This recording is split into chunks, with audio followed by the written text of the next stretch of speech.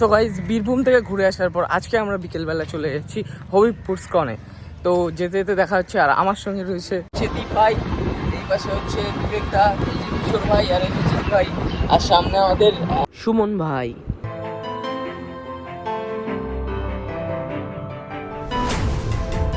রানাঘাট স্টেশনে বড় ব্রিজ পার করে কিছুক্ষণের হাঁটা পথে আমরা চলে আসি ব্রিজে, সেই ঝুলন্ত ব্রিজ পার করে টোটো ধরে আমরা চলে আসি হবিবপুর স্কন। সেখানে এসে জুতো খুলে ঝটফট প্রবেশ করি স্কন মন্দিরের ভেতর।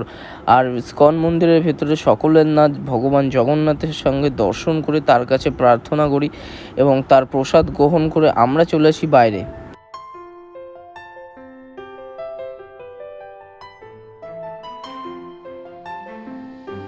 আমরা এসেছিলাম বিকেলবেলা, আর বিকেলবেলা কিছু খাবো না তাই কখন হয়। আর এখানে এসে দেখি প্রভু আমাদের গরম গরম চাও বানাচ্ছিল, আর দেখে রোগ না সামলাতে পেরে আমরা অর্ডার দিয়ে দিয়েছিলাম 6 প্লেটের চাউমিন।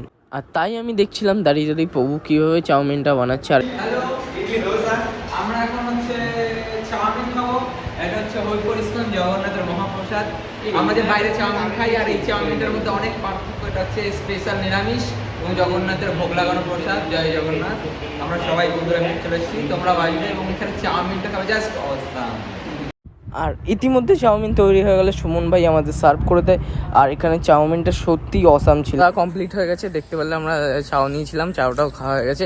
এখন আমরা বিকেলবেলা একটু হাঁটবো এই স্কনের মধ্যে, তো তারপর আমরা বাড়ি যাবো। এখন আমাদের হবিবপুর স্কন পুরোটা ঘোরা কমপ্লিট, এখন আমরা বাড়িতে যাচ্ছি। তো এই ভিডিওটা এতদূর, আর ভিডিওটা যদি ভালো লাগে তাহলে অবশ্যই লাইক করে দিও, আর চ্যানেল নতুন হয়ে থাকলে সাবস্ক্রাইব করে দিও, আর কমেন্ট করতে ভুলো না কিন্তু হবিবপুর স্কন কেমন লাগলো।